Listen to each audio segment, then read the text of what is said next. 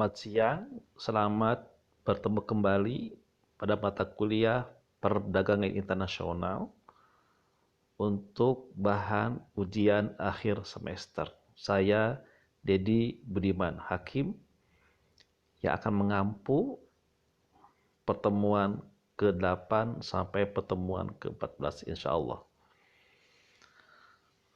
Hari ini atau minggu ini kita membahas mengenai hambatan perdagangan. Yang sering digunakan adalah tarif.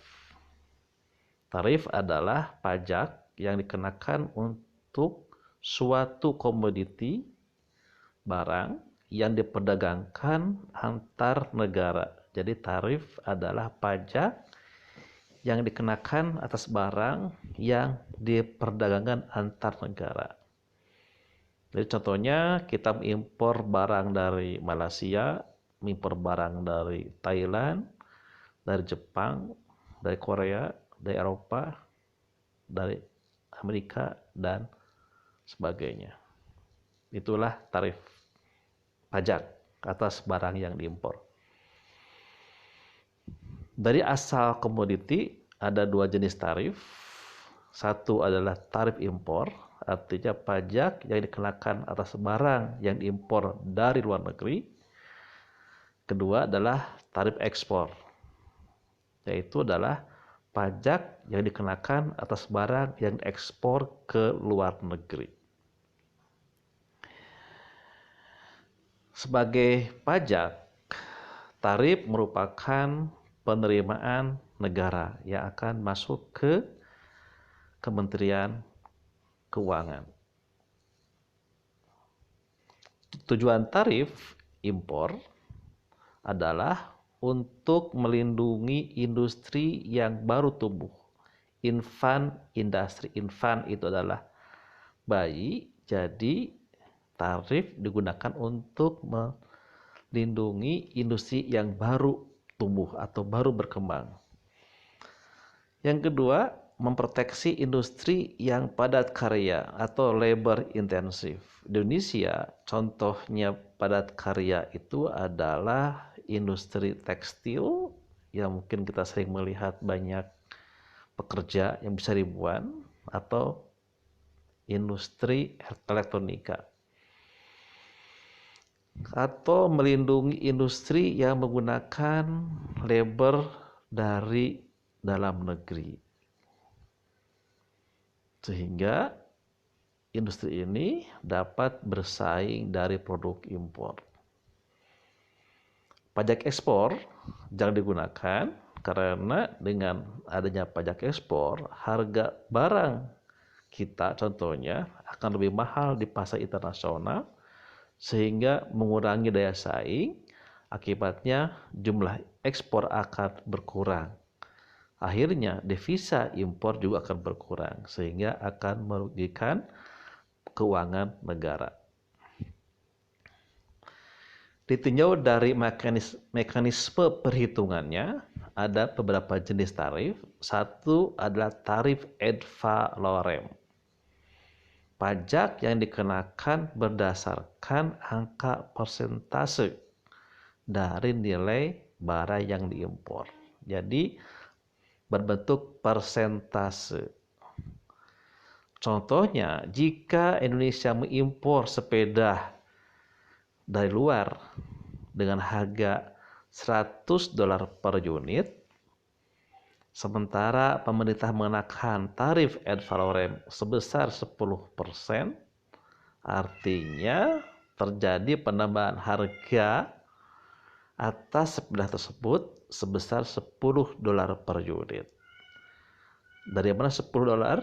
Yaitu dari 10% kali dengan $100 per unit. Itu adalah tarif ad valorem. Yang kedua adalah tarif spesifik. Beban tetap atas barang yang diimpor. Misalkan adalah pemerintah mengenakan tarif $10 per unit atau $20 per unit, tidak menggunakan mekanisme persentase. Jadi besarnya pajak yang harus dibayar oleh importir tidak berdasarkan harga per unitnya. Sekali lagi, jadi kalau tarif spesifik itu tetap per unitnya, tidak berdasarkan harga per unitnya. Jadi flat atau konstan. Itu adalah tarif spesifik. Atau tarif campuran. Baik itu tarif ad valorem plus tarif spesifik. Anda bisa lihat contoh di buah ini. Nah, untuk melihat dampak dari tarif, saya ulangi, tarif adalah pajak. Pajak tentunya akan berdampak terhadap orang yang menggunakan tarif tersebut. Kalau dalam konteks perekonomian, setiap kebijakan akan berdampak terhadap end user. Siapa? Yaitulah konsumen. Nah, sekarang kita akan mencoba melihat sejauh mana tarif berdampak terhadap perekonomian suatu negara. Sementara di sini kita akan menggunakan pendekatan parsial atau partial equilibrium. Hanya menggunakan kurva permintaan dan kurva penawaran yang sudah kita pelajari pada mata kuliah ekonomi umum dan ekonomi mikro. Perhatikan pada gambar ini ada kurva penawaran S, ada kurva permintaan D, jenis barangnya adalah X, sumbu vertikal harga barang X dolar per unit, sumbu horizontal adalah jumlah barang yang diproduksi, yang dijual atau diminta. Jika tidak ada perdagangan atau autarki, equilibrium terjadi pada titik E, yaitu produksi dan konsumsi sama saja sebesar 30 unit dan harga keseimbangan adalah 3. Kemudian negara pengimpor di mana ada harga dunia atau world price yang digambarkan dari garis horizontal SF. Nah, dengan SF dengan harga dunia sebesar 1, maka konsumsinya, permintaannya akan meningkat dari 3 dolar per unit menjadi 1 dolar per unit akibat mengimpor. Dari grafik terlihat dengan harga 1 dolar per unit, konsumsi sebesar 70.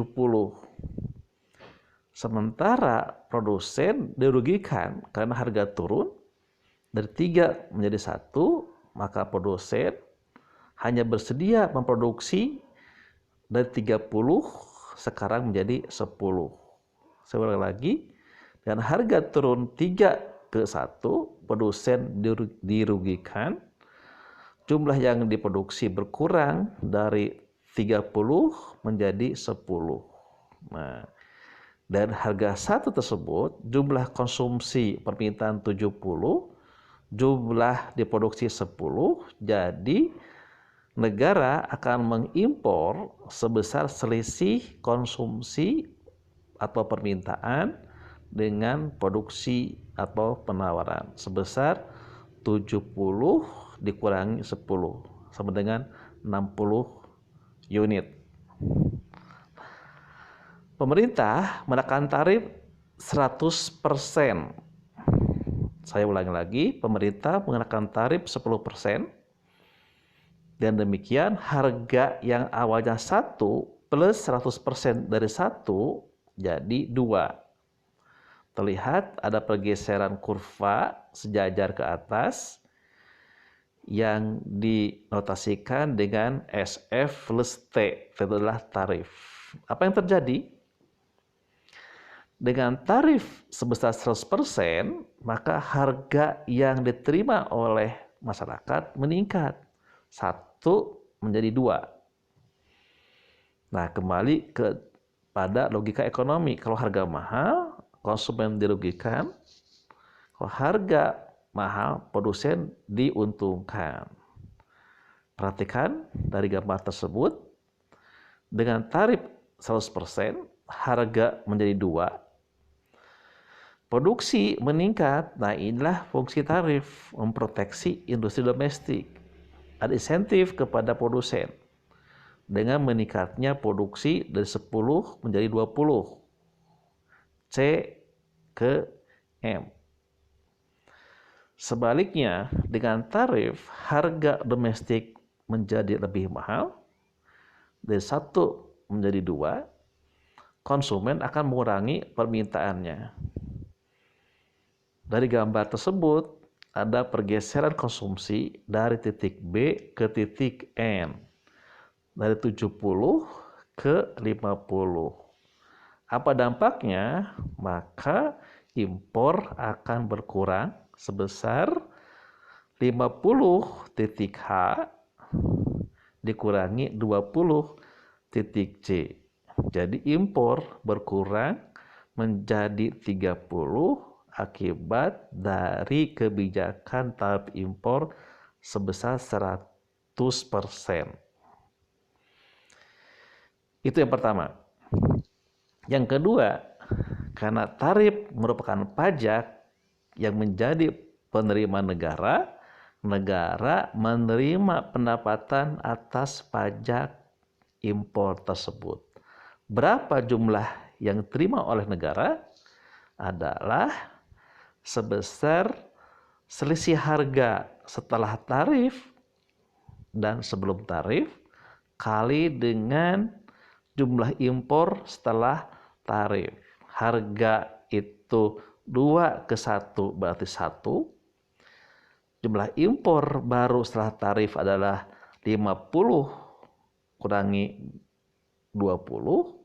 Berarti penerimaan negara atas tarif tersebut sebesar 1 kali dengan 30. Saya ulangi lagi, 2 dikurangi 1 dikali 50 dikurangi 20. Di gambar itu diperlihatkan oleh luas segi 4 JHNM atau MNHC. Itulah adalah luas wilayah yang menunjukkan adanya penerimaan pemerintah atas tarif sebesar 100%.